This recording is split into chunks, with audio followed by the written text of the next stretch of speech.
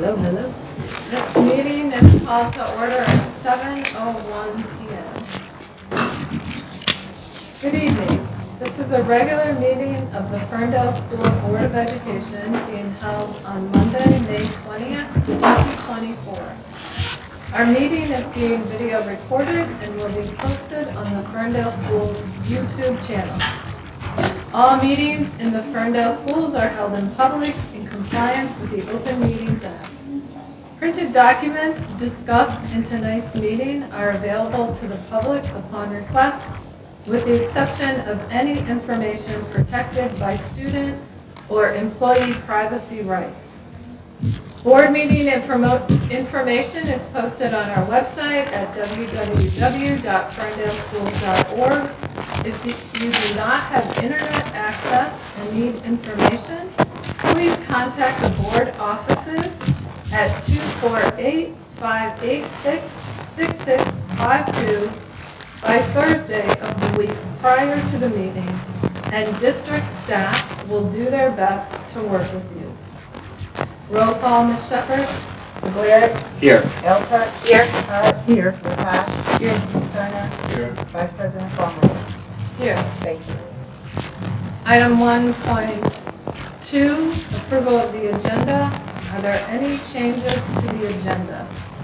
I would like to move to remove 5.1, request to approve resolution in support of full and equitable funding of Michigan schools, and instead add 7.2, first read of resolution in support of full and equitable funding of Michigan schools.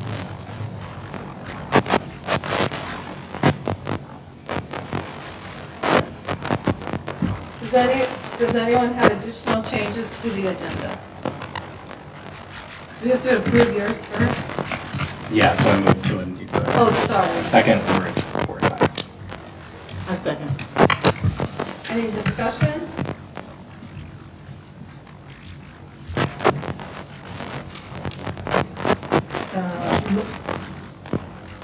Moved by Peter, seconded by Jackie. Roll call, Ms. Shepherd.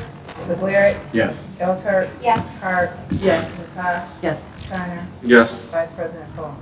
Yes. Thank you. With 6 yes votes, the motion passes.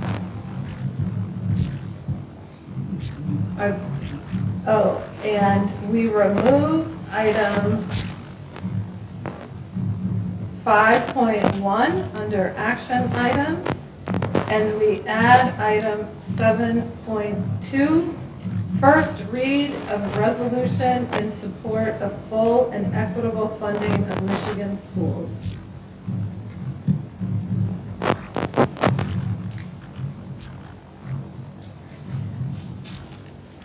Now, does anyone have additional changes to the agenda? Yeah.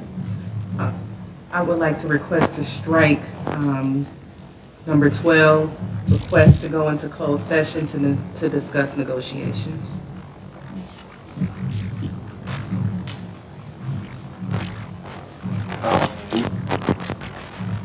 Second. Roll call, Ms. Shepherd. Elter. Yes. Hart. Yes. Latasha. Yes. Turner. Yes. Sabler. Yes. Vice President Palmer. Yes. With 6 yes votes, the motion passes, and item 12, request to go into closed session to discuss negotiations, is removed from the agenda.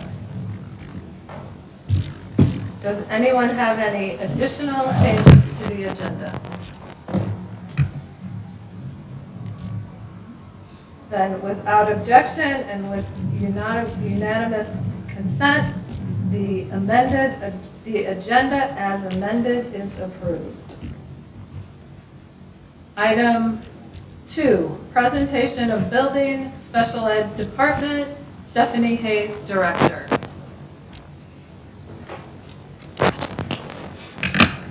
Good evening. Good evening. All right, so it feels like it was just August and it's May. And here I am.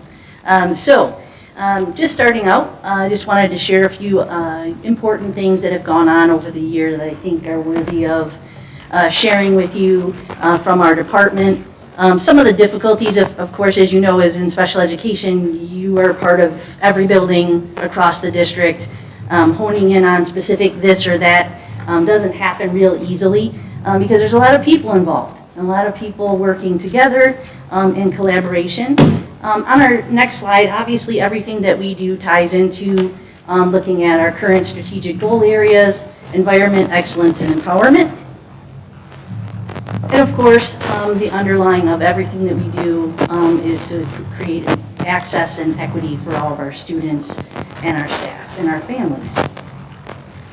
I've taken the E's and used those to kind of guide a little bit of my presentation today. So the history of the department, I think it's important to think about the human piece because a lot of departments can go through changes. But special education tends to have a lot of turnover, tends to have a lot of director turnover, supervisor turnover. There's a lot of staff that have been here and have gone through some real extensive challenges to continue to do their jobs at different times of the year when there's been a lot of change or a lot of turnover, or this director says this and now a new director comes in and they give you kind of this angle or that angle. It's not as cut and dry sometimes for others, and so it can be really challenging to have staff feel like it's always someone new. Tell us your next, guidance statement. Tell us your next vision. So I wanted to own that piece of acknowledging that because the staff have gone through quite a few different people working as their director, supervisor, etc.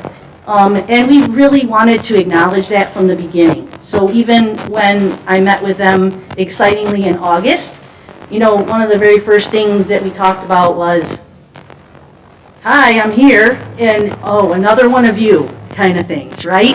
And I can appreciate that. It's not easy. A lot of the special ed staff are what we call middle people. They have many bosses, many people to answer to, lots of people to try to advocate for, and also to have voices for. And sometimes that can be really difficult and a really challenging place for our staff to be. And they do it with kids first and kids in mind. And I just really appreciate their efforts doing that every day, no matter how many changes in administration that there are, no matter how many changes in building administration or teaching staff that occur. They stay the course, stay focused on our kids, and really trying to have that voice because it is at times a very quiet, unheard voice. So I'm very proud of them for what they've been working on this year in the challenging time of having a new director on board and trying to work together with us, how we want to do things together. And so that took literally and is still taking some time. It's been an all-year thing that we've been committed to. From a staff perspective, you see there we have, about 50 professional staff, 45 paras, so 100 adults, all contributing to the betterment for our kids with disabilities, with a vision of keeping kids first and really being that voice. And then staffing this year, as you know, was challenging from the beginning. I think we started out with 12 openings. I think it was in August, September. They had a few rotations, one in, one out. So we were up one, then we were down one. We were like, we got to get ahead. So we've ended up around 14 professional hires this school year, and 7 paraprofessional hires. So considering that's about 20, so you're looking at the percentages of about 100 staff. You got the math of that. It's significant. And I think it speaks volumes about our commitment to making sure we have the best people doing the work, and that's why the key is having the right people doing the right work. It's kind of like having the right people in the right seats, and right now it was a goal for us to continue to strive for that. Moving to the next one. Whoops. There we go. Talking about excellence and looking at our programming. This year has been more of a kind of a taking in of where everybody is at, where the district's at, where our admin are at, but really focusing in August on letting our staff know. Valencia and I met with them early in August there, and our 3 C's were what we wanted to help work on this year, just to get started with each other, which was communication, competence, and confidence. Unfortunately, at some point in every special ed director's life comes in the 4th C, which is compliance, and I can't avoid it, I can't dodge it, and I can't stick it in a garbage can somewhere. It has to be present every day in what we do, which is another stressor, and really a very challenging time for a lot of our staff. The amount of documentation, the amount of accountability and responsibility that comes with being a special ed provider is extremely high. The amount of paperwork and case management that occurs is really also a big task. So I just want to give our staff the kudos for really trying to keep the C's in mind, and then of course the last 4th C, which it's always going to be a work in progress. That will be an uphill no matter what, because we're human, and we want to do the best we can, but sometimes an I or a T happens, and you're just like, oh, did that really just happen? So we are working diligently on the I's and T's amongst some of the other things. Things that we've really worked on between Valencia and I, trying to get with our staff for professional development. We were elated in February when I got to steal from Tom Mays, the curriculum department. I got to steal all of our staff for the day, and that was amazing because realistically, I have to share a lot, and I'm not always wanting to share everyone, but because they're, again, living that middle person, there's building principals want them, there's curriculum department wants them, and then there's Steph and Valencia that want them. So we did have a lot of really purposeful professional development to try to give us some alignment and kind of, where are you at, Director Hayes? What are you thinking? What are you looking for from us? So that time with them. Staff meetings by building, by role. So we also had an opportunity to meet with like our speech paths all together, social workers all together. They understand each other's language, and they understand each other's barriers, and also they have specific areas of focus that need sometimes their own attention. So we wanted to do that, and of course opportunities. Every day is an opportunity that we look for to have ongoing conversations, alignments, looking at what we're currently providing in district, and that's a lot of things. I mean, we're providing a lot of great supports, programs, and services.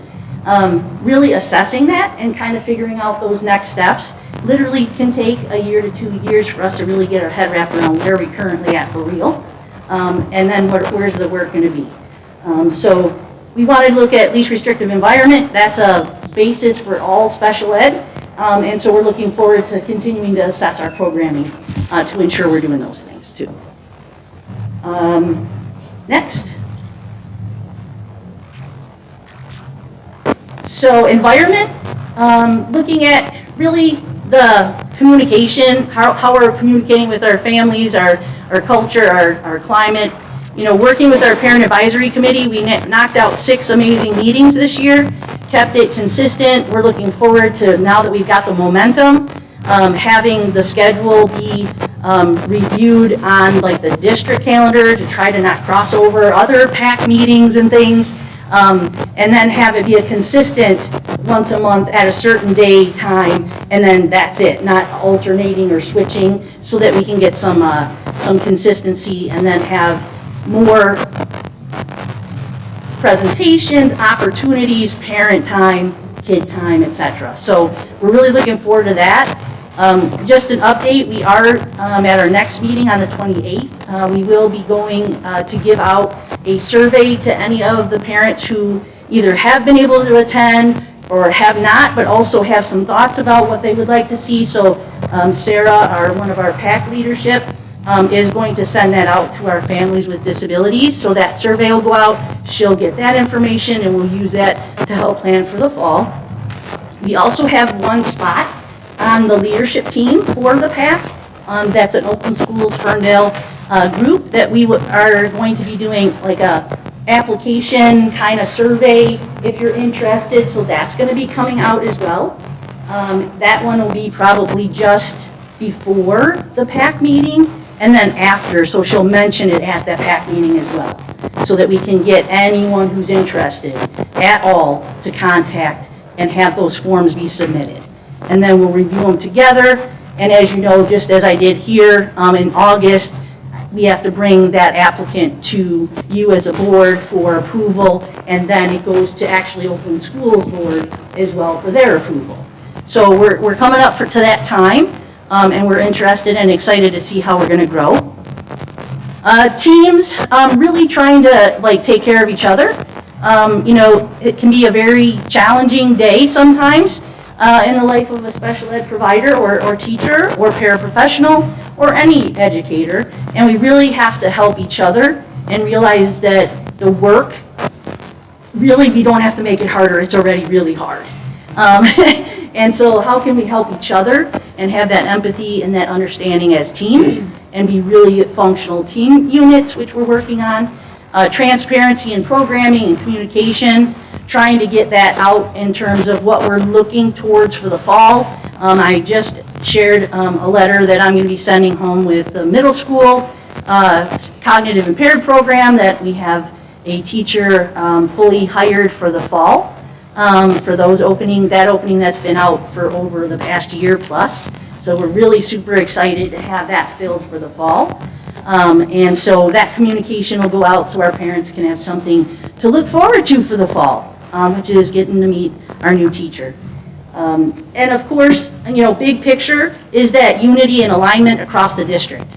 One pod of individuals doing A, we need one pod of individuals doing A plus something at the next level or the next level, so that we can have our families know that consistency in programming is going to happen, and also that if we need to do something to increase this or decrease that it's going to be equitable across the board as they move up levels. A lot of our families start with us at 0 or just above 0, and then they stay with us sometimes till 26. So it could be a long, lovely career with us. I probably went into the next slide just because that's how I talk, is always looking forward and looking at the next steps and trying to plan for the future. Staffing is going to continue to be the key, recruitment and retainment.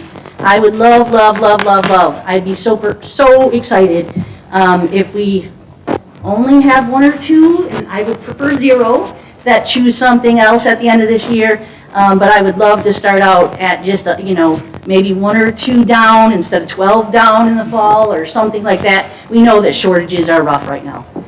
But it's our goal to keep who we have and then bring those other great folks, because it is about who's doing the work. You see some of our planning for professional development.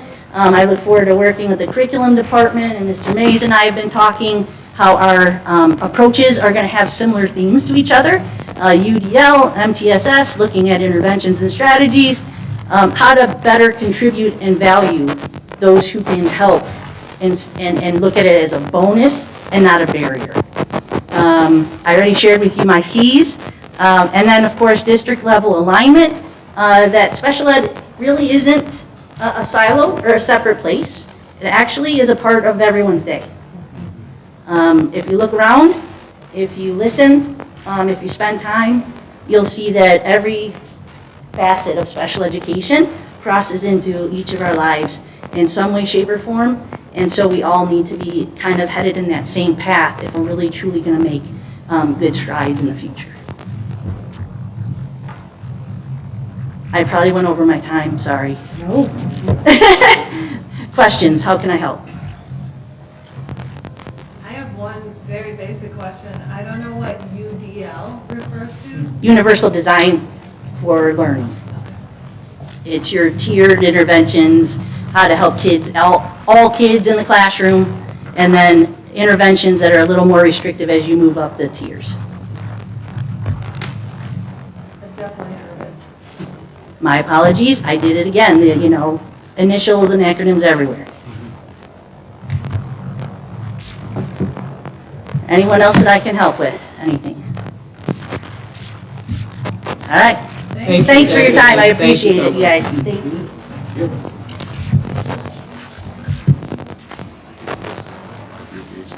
Item 3, public comment. Is anyone here for public comment?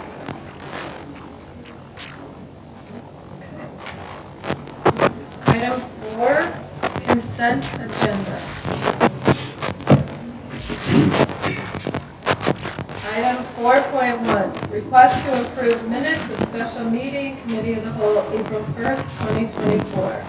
Item 4.2, request to approve minutes of the regular meeting, April 15th, 2024.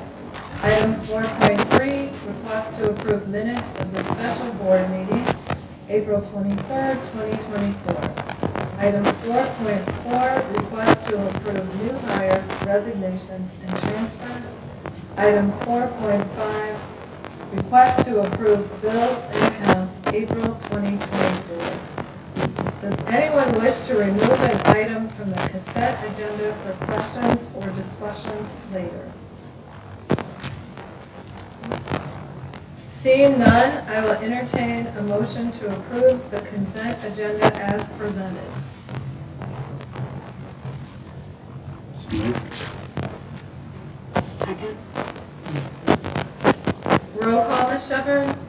Alter, Yes. Park, Yes. Rataj, Yes. Turner, Yes. Segura, Yes. Vice President Ballmer. Yes. Thank you.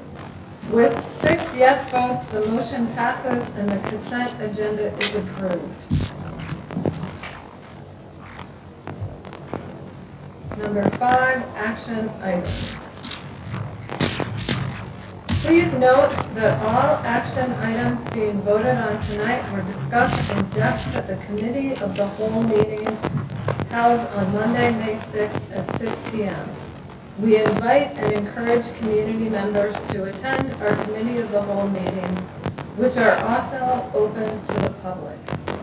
Item 5.2, request to approve the Oakland Schools ISD budget resolution.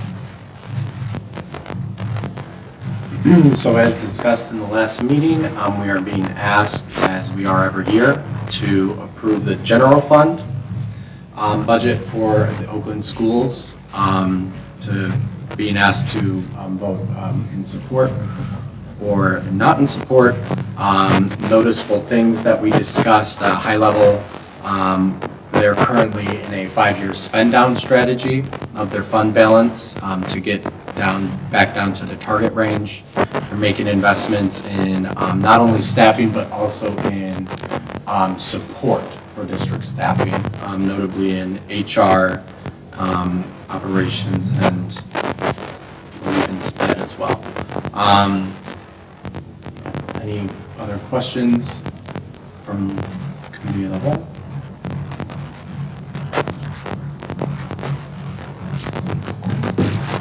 Recommendation to vote in support. So correction, I called it item 5.2, but it's actually item 5.1. I will entertain a motion to approve item 5.1, Oakland Schools ISD budget resolution. I'll move. Second. Any discussion on the motion? Roll call, Ms. Shepherd? Park, Yes. Rataj, Yes. Turner, Yes. Segura, Yes. Alter, Yes. Vice President Ballmer. Yes. Thank you.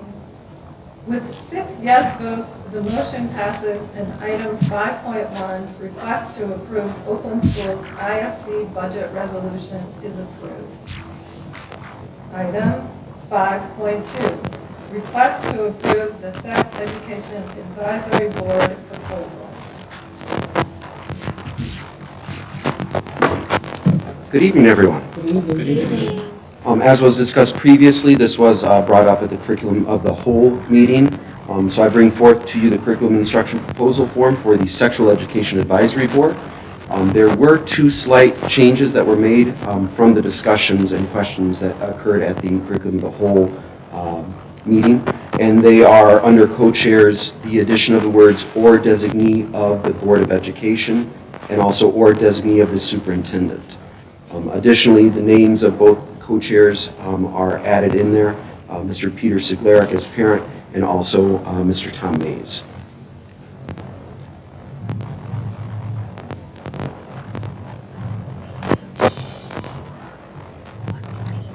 I will entertain a motion to approve item 5.2, request to approve the Sex Education Advisory Board.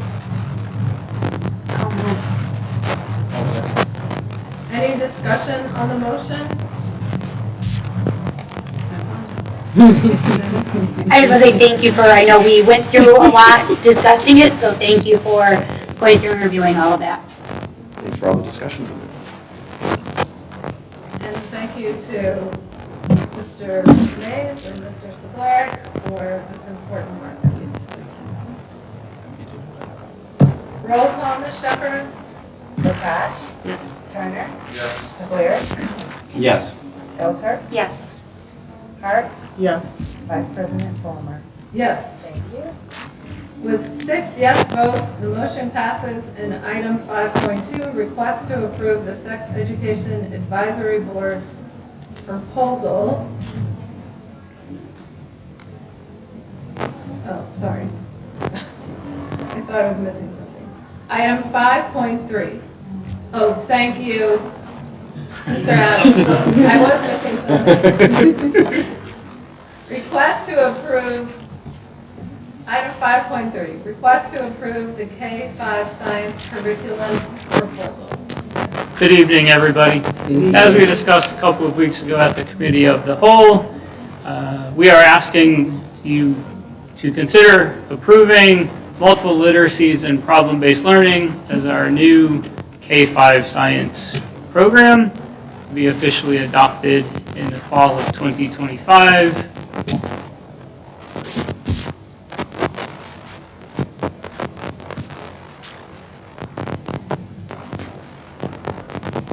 I'll entertain a motion. Any discussion on the motion? Just want to voice my excitement and appreciation for all the action we've been seeing over this year in curriculum and instruction, and most notably from a board perspective, the amount of information I feel like we've been given into the consideration that's gone into all these decisions and the input that's been gathered from all the stakeholders. So thank you for your leadership. Thank you. I'll just add that for this subject matter in particular, there's a lot of enthusiasm in the district to have a new science curriculum. So thanks to you and your committee for the work that you did to select it. Welcome. Thank you. Roll call, Ms. Shepherd? Turner? Yes. Segura? Yes. Elter? Yes. Hart? Yes. Latasha? Yes. Vice President Ballmer? Yes. Thank you. With 6 yes votes, the motion passes, and item 5.3, request to approve the K-5 science curriculum proposal. Do I say is approved? Sorry, I thought that I had this script all written out. Item 5.4, request to approve UHS robotics proposal. So again, as we discussed a couple of weeks ago, asking you to approve a robotics course at University High School, where they currently do not have one.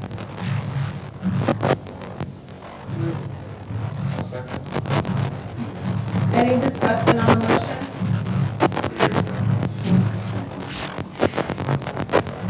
Roll call, Ms. Shepherd? Segura? Yes. Elter? Yes. Hart? Yes. Latasha? Turner? Yes. Vice President Ballmer? Yes. Thank you. With 6 yes votes, the motion passes, and item 5.4, request to approve the UHS robotics course proposal is approved. Item 5.5, request to approve the FHS sports officiating course proposal. So as I think we may have, actually, Ms. Searles-Powell discussed a couple of weeks ago, we had that statistics for sports officiating course. We do have 2 separate documents this week. Help me remember, which document did you see 2 weeks ago? Was it the officiating or was it the statistics? We saw the officiating. Okay, all right. So as we discussed 2 weeks ago, we'd like you to consider approving officiating as a Ferndale High School PE course. I'll move. Second. Any discussion on the motion? Second happy to for the kids. Yeah. Very much so. I think it's a great addition. It's a huge need in the community. Roll call, Ms. Shepherd? Elter, Yes. Hart, Yes. Latage, Yes. Turner, Yes. Segura, Yes. Vice President Coleman. Yes. Thank you. With 6 yes votes, the motion passes.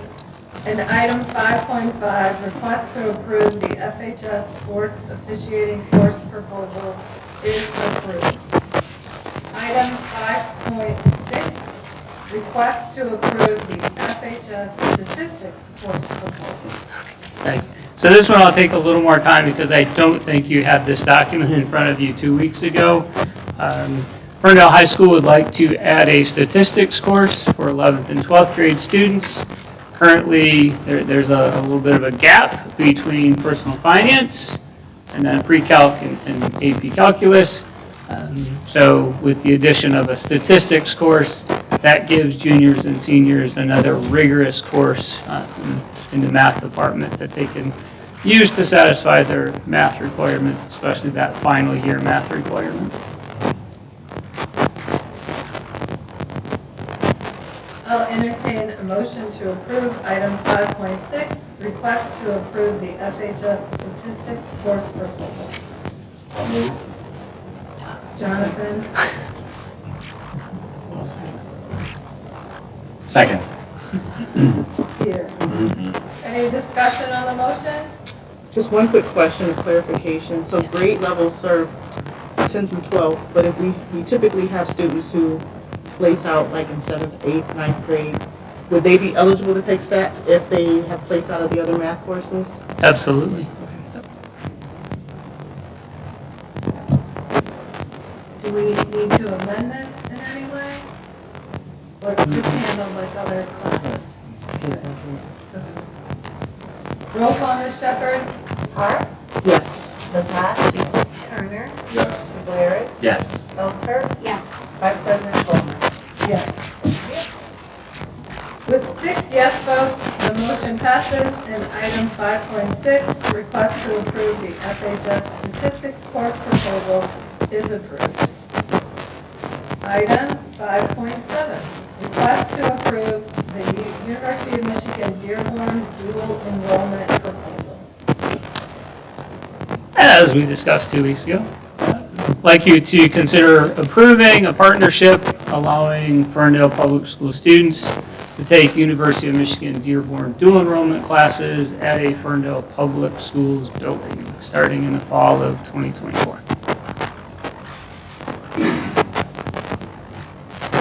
I only have one, I have a question. Yeah. Because this approval is coming post-registration for the fall, what's the intervention for kids who are interested? So we will, pending approval, we'll have a meeting next Wednesday with University of Michigan Dearborn. We'll introduce the program. Counselors are already on board with the idea.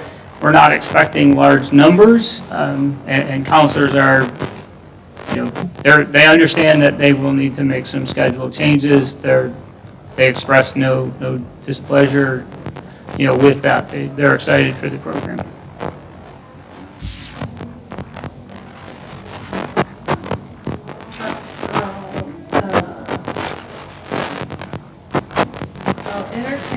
Did I entertain a motion? Not yet. No. I'll entertain a motion to approve item 5.7, request to approve the University of Michigan Dearborn dual enrollment proposal. So moved. Second. Any discussion? Just a great opportunity for the students. We're glad to see it happen. Me too. Thank you. Roll call, Ms. Shepherd? Latage, Yes. Turner, Yes. Segura, Yes. Elter, Yes. Hart, Yes. Vice President Coleman. Yes. Thank you. With 6 yes votes, the motion passes, and item 5.7, request to approve the University of Michigan Dearborn dual enrollment program is approved. Awesome. Thank you very much. Thank you. Item 6, superintendent's update. Good evening again. Just one this evening, wanted to make sure that the board was aware that tomorrow is what's being called Lansing Day, which means that superintendents from across the state will be traveling to Lansing to lobby, to advocate for equitable funding. I'm very excited to share that I will have an audience with Rep. Weiss, Rep. Scott, as well as Governor Whitmer. I have my talking points prepared, mostly focused on beginning to equitably fund and continue specifically with Section 147 for equitable funding for K-12 education. And I, of course, will steal every opportunity to specifically highlight Ferndale Public Schools and our specific needs. But that is it. I look forward to sharing good news tomorrow, but I'm excited to be able to have an audience with them directly, and look forward to sharing any positive outcomes that come from that. That's all. Thank you. Awesome. Item 7, informational items. 7.1, budget to actual report.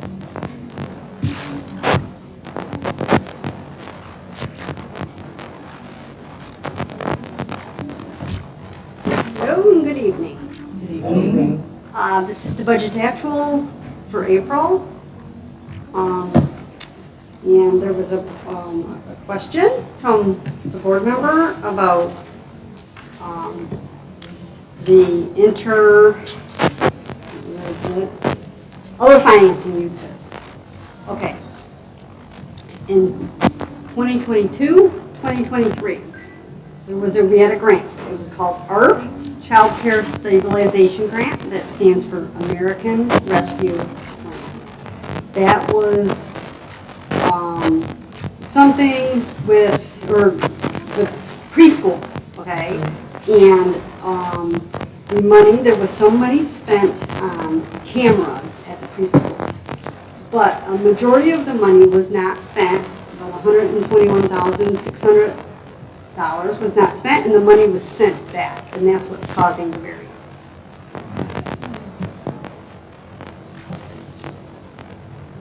Is this something we could add for historical purposes to this document with like a footnote so that if we need to reference it later, we could see it written? Yep. Okay, thank you. And I remember, just to add on to that, Dawn, that the child care stabilization was very centered around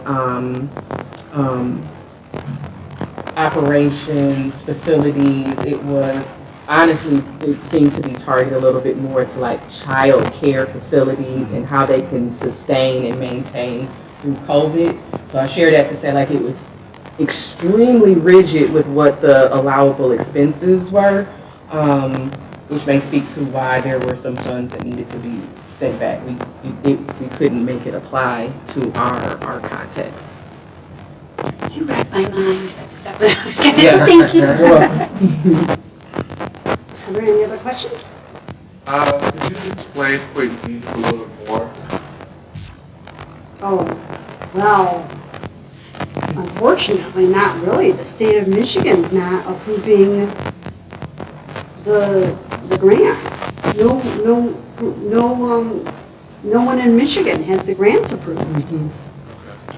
One of my talking points for tomorrow.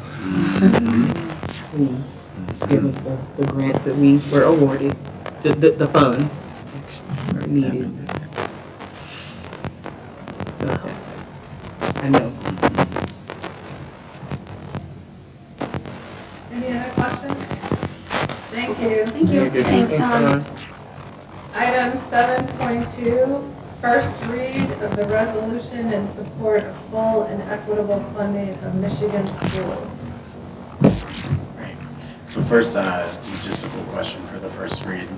I'm literally going to read the whole resolution, right? So just for a quick talk, thank you all for entertaining this on the agenda and for taking the time to look at it or consider it today. So this is a resolution that was written, myself and some folks from Michigan Education Justice Coalition, from We the People Michigan, based on asks being made by those two same groups, plus 482 Forward, We the People Oakland, and the Student Advocacy Center, as well as some other school boards. I know of members in Grand Rapids and Benton Harbor, to name a few.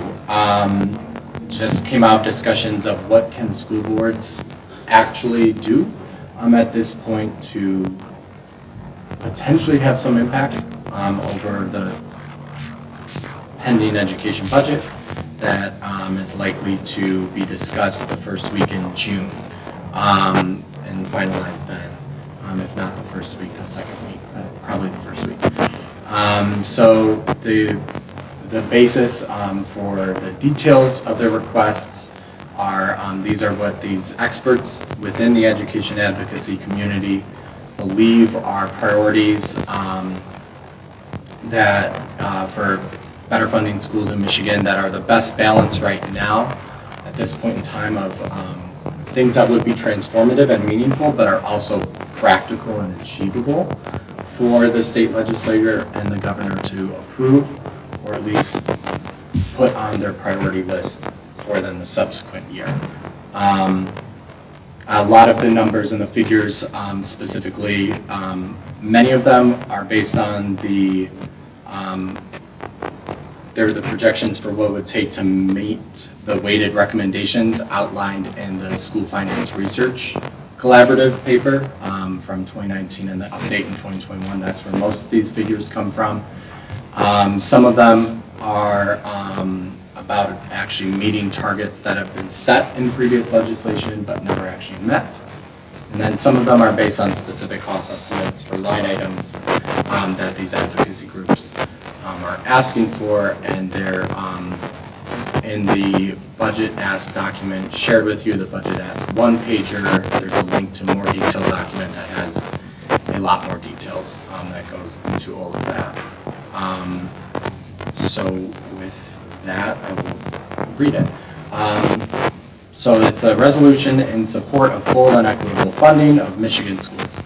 Whereas the Board of Education of Ferndale Public Schools acknowledges and expresses appreciation for the historic investments in education made by the state of Michigan in the 2023-24 school aid fund budget.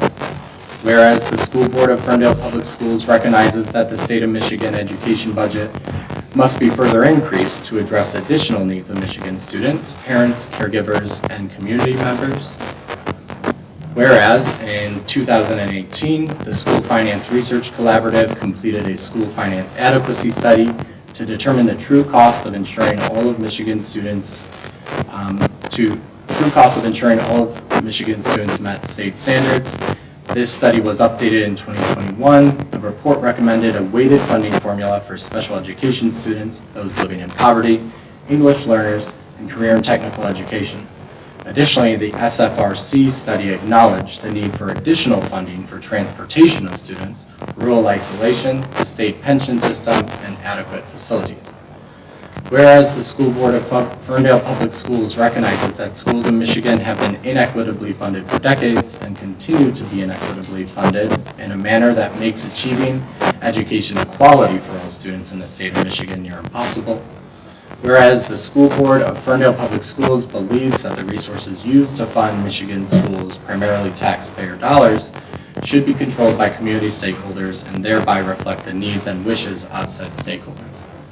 Now therefore be it resolved that the Board of Education directs the Board President to send this resolution to each state representative and state senator who represents individuals within the boundaries of this school district, and to the Governor of the state of Michigan to seek the swift and decisive passing of legislation and accompanying appropriations to fully and equitably fund all public schools in the state of Michigan, which should include but not be limited to the following. Raise an additional $4.5 billion for Michigan schools via a tax on Michigan's wealthiest residents. Annually adjust the per pupil allowance to account for inflation. Increase money in the Opportunity Index, also known as Section 31A, by 20%, an increase of $186.4 million, so that schools, especially those with concentrated poverty, have more money for quality instruction, behavioral and restorative coaches, early literacy materials, home visits, attendance interventionists. Ensure 31AA mental health dollars remain at $300 million, and at least half be required to be spent on student mental health. Restrict 31AA funds so as to not pay for school resource officers. Provide $10 million to fund school transportation for students experiencing foster care or homelessness. Double the amount of money appropriated for English learner students from $39 to $80 million. Provide a $15 million investment in the 17 Michigan cities where Black residents are the majority to fund a community-based participatory research study with the goal of better understanding how we retain and recruit Black and brown teachers, and piloting of culturally responsive interventions based on this research to thereby increase recruitment and retention of Black and brown teachers and increase Black and African American student achievement. Invest $2 million to create long-term solutions and interventions within the aforementioned 17 Michigan cities, respective school districts, to address the school-to-prison pipeline, forgive outstanding debt for Flint Community Schools. Point 2, the Board of Education directs the board president to send this resolution to the following Michigan Legislature and Appropriations Leadership: Senator Winnie Brinks, Senator Darren Camilleri, Senator Sari Anthony, Representative Virginia Weiss, Representative Angela Witter, Representative Joe Tate. Finally, this resolution shall not be construed to conflict with any existing Michigan or federal law.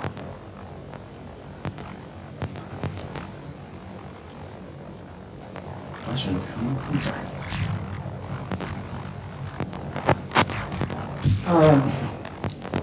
Amen. No, seriously, like specifically the 31AA piece, and as well as the forgiving of the outstanding debt for Flint Community Schools just really resonated with me. Also, those 31AA funds that, to me, the tone has always been, well, we told you from the beginning that these funds were going to run out. Like, it's kind of like, well, you knew this was coming, yeah, but we didn't know COVID was coming. And we didn't anticipate this, and those funds going away are a very scary place to be. So I just want to applaud the team that put these specifically, this was very intentional. You could tell the research that was done, and I do believe that everything that was mentioned here would be extremely helpful, specifically to Ferndale Public Schools.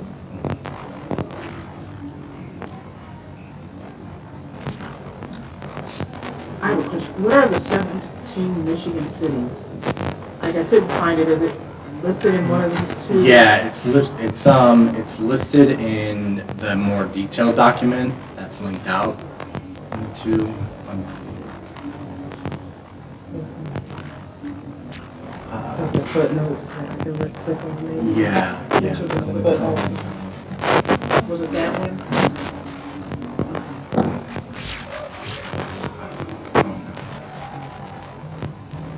Note that.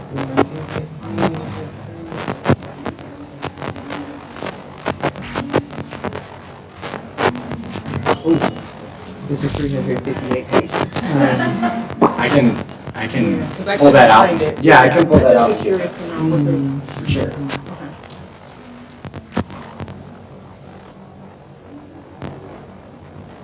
And that also related just,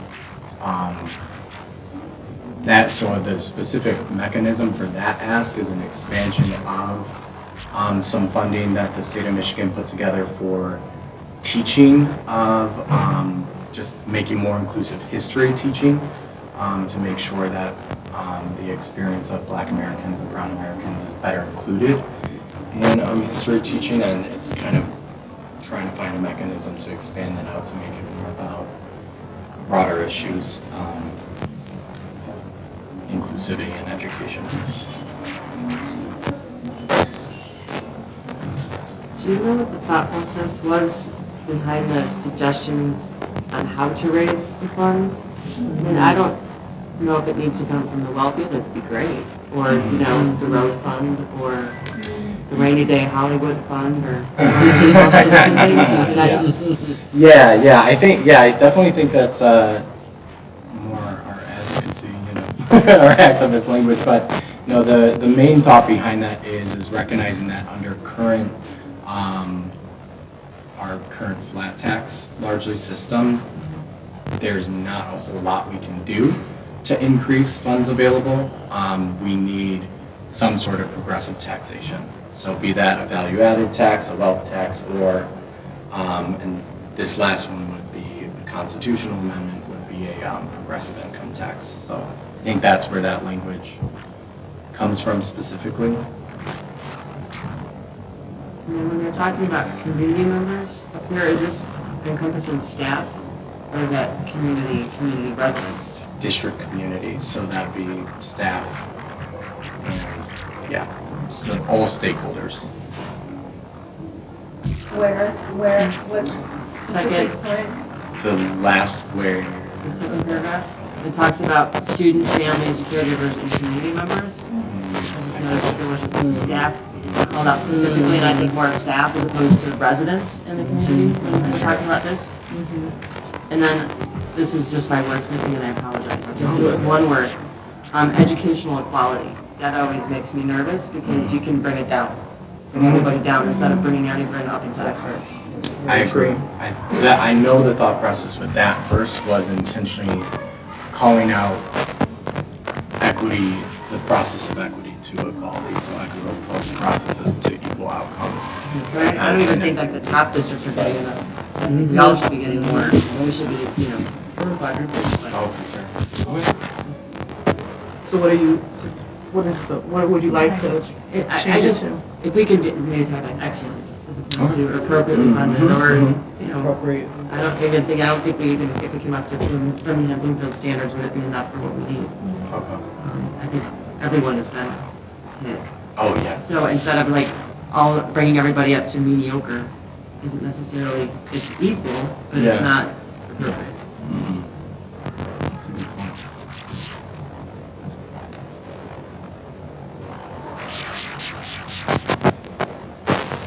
So since this is the first read, does this go on the agenda for the committee of the whole as the second read, or does it go on the agenda for the next regular meeting? So a second read would be the approval to go on to a regular meeting, but if this is time sensitive based on when the budget is going to be reviewed, we may want to consider doing a special meeting prior to our committee of the whole in order to vote on the resolution. Yeah, so it is extraordinarily unlikely that Senate and House will have a conference committee next week, because a lot of them are in Mackinac,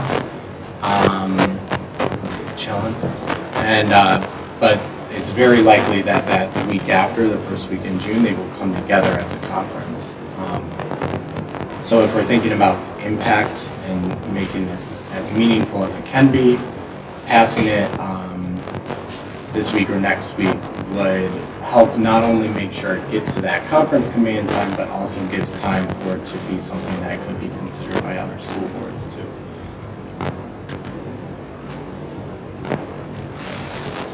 So you're suggesting not a special meeting before the committee of the whole on June 4th, but another special meeting? So I think it will be fine to do on June 4th, but I would say for maximizing potential impact, yeah, I would say a special meeting before that, the week before.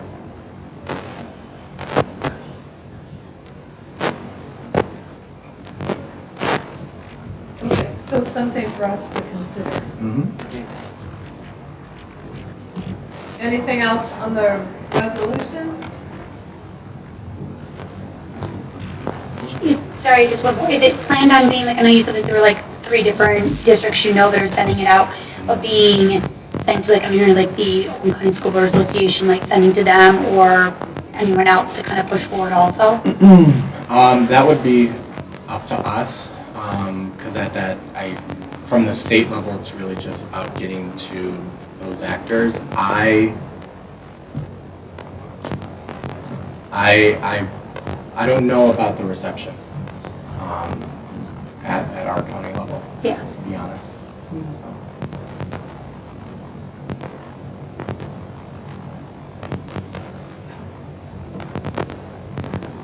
Thanks for your work on this. Thank you for considering it. Really appreciate it. I appreciate it. Item 8, you did not have any full consent agenda items. Item 9, next committee of the whole meeting is Tuesday, June 4th, 2024 at 6 p.m. Item 10, next regular board meeting, Tuesday, June 18th, 2024 at 7 p.m. So just a note, both of those meetings are on Tuesday, a deviation from the norm. Item 11, Eagles Points of Pride.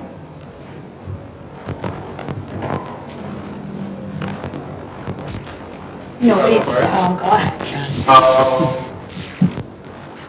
What's if I talk about the last day, again, I did not to our fellow teachers for last week, Teacher Appreciation Week. Actually, I talked to some of our honorees, award winners, this past week, and just hearing their stories of being shocked about winning, and then just the joy that they experienced that day of being bestowed that honor was amazing to them. Teachers all across the nation, especially in today's time, just know how much that we love them. And then since graduation week is starting up, I want to make another shout out to the seniors that we finally did it. They finally did it. And to just wish them luck in the next journey. After time for the next. I too want to just give a shout out to all the seniors. It was an exciting week last week. And we have UHS graduating this Thursday, we have TCEC graduating next Thursday, and then we have FHS the following Monday on June 3rd. So they've all worked so hard. I love going to commencement and seeing all those shiny, happy faces. So I can't wait to see everyone take this next step in their journey. And I don't usually do this, and I see that there's some retirements happening. But I did want to give a special shout out to Mr. Henderson. He really has sparked a love of history from both of my two kids, which is exciting to see. He just has such a calm, warm presence, and he just exudes excitement about history with kids, and he makes them feel safe and heard and listened to and valued. So I just wanted to give him a special shout out. I'll be sure to. It was fishing, correct? Yes. Yes. No, that's missing. Oh, He does do a lot he of does outdoor things stuff. too, though. He Yeah. went on both of the Europe trips last year and this year.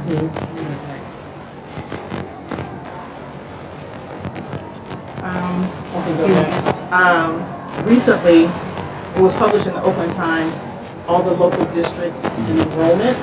And so I was really proud to see that Ferndale's enrollment, and a quote from our superintendent Hibbler about how our enrollment is bucking the trend of other local districts in the area where we are actually growing. And I also wanted to, after reflecting on all of the curriculum that we approved tonight, just to commend the CIA team on being proactive in assessing what students would want and what's needed, rather than being reactive. I think being ahead of the game and seeing what's trending and what students are looking for will certainly attribute to the enrollment continuing to grow and stabilizing. So thank you for doing that. I'll go, thank you. I'm going to ditto what everybody said already, because yes. Also want to shout out to, we had elementary K1, 2, 3 outdoor camps. 4th grade is this week, 5th grade is next week. But just a thank you to all of the teachers and staff that help making sure like what we're doing and doing the outdoor curriculum is a part of what we can do. To all of the parent and community volunteers that came out to make it happen, thank you, because without your help, we could not do it. And to the kids for just making it a fun time. no matter how hot and sunny it was. But having a good time and doing that, and looking forward to the next couple of weeks for those going on. And then want to say also, we've got kind of end of the school year, also with our seniors, with senior nights coming up for a lot of the sports and athletics. To those seniors, we're just finishing it out of thanks and congrats, and again to all the seniors as a whole graduating. You'll be missed, but congrats on making it all the way through.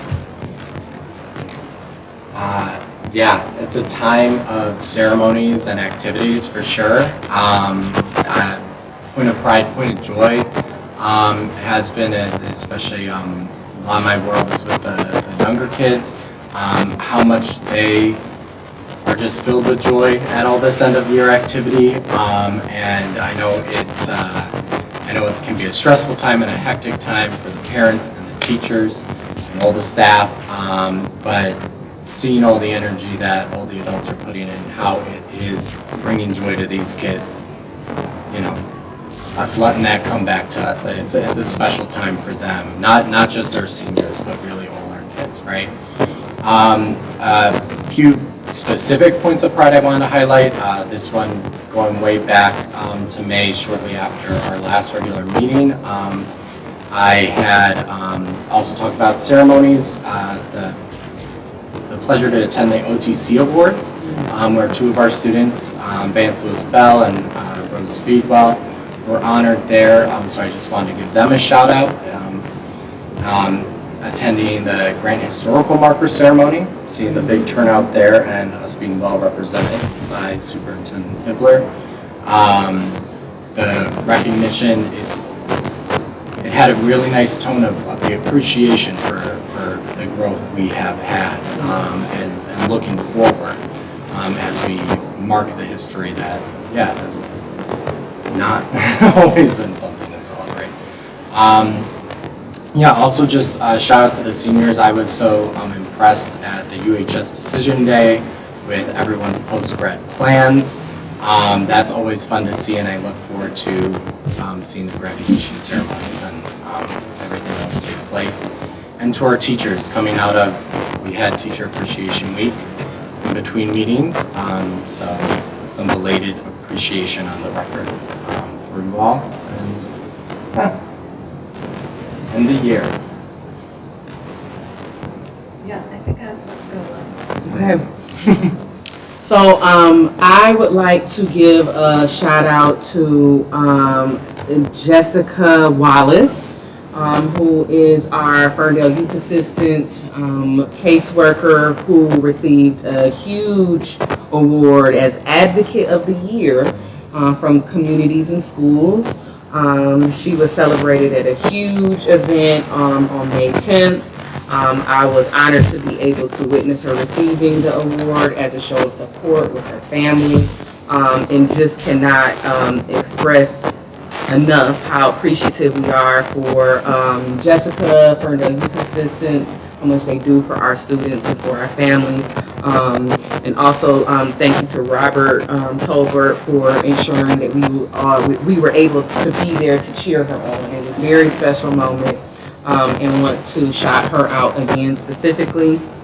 I also, I guess this is a shout out, but I was very appreciative of being invited to attend the Royal Oak Township Board meeting on the 9th, and had a chance to speak about Ferndale Public Schools. Just was welcomed very much, very warm, and looking forward to continued community partnership there. And then, of course, I cannot say enough about the teachers in Ferndale Public Schools. Literally, they make me smile. I'm just so appreciative of all that they do each and every day. So again, also another belated teacher appreciation. But it's just a great place to be, and I hope that they feel as celebrated and loved and seen as how we feel. So I had a whole list of things, many already mentioned. I'm just going to mention a few. The 8th grade trip to Washington, D.C. huge shout out to the parents and teachers and everyone who made that happen. I heard great things, I saw great pictures. There was a choir concert happening behind us tonight. There have been band and orchestra concerts. There's another orchestra concert tomorrow night. So just fantastic to see our kids shine. Also, as Sarah mentioned, a lot of students having some great success in sports. Shout out to the girls soccer team. They were OAA champions. They've had a lot of exciting games. I want to do a special shout out to the teachers who helped with AP exams. That's a crazy schedule. Those are some early mornings and a tremendous opportunity for the kids. The retirement that jumped out at me was D, I believe the last name is Caskey, 30 years as a Ferndale Public Schools bus driver. I think that deserves an amazing shout out. I've done it before, but I think our bus drivers are a special part of Ferndale's culture here, and just really appreciate what they do. Peter and I had the opportunity to be at the Ferndale Youth Assistance Jack and Annette Aronson Awards event a couple of weeks ago. Saw some amazing. Oh, sorry. It's okay. Sarah. He forgot it. I got it, Mary. I said Sorry. it. Our superintendent, you're also there. Let's make sure everyone's acknowledged. Saw some amazing kids get recognized, and it is also just a very special moment for those kids and their families and supporters. And having bumbled my way through this meeting, I want to do a shout out to anyone who's ever been a school board president and who has managed Robert's Rules of Order with a little more grace. Did You did amazing. And I think, because we do not go into closed session, that we are adjourned at 8:10. Record time.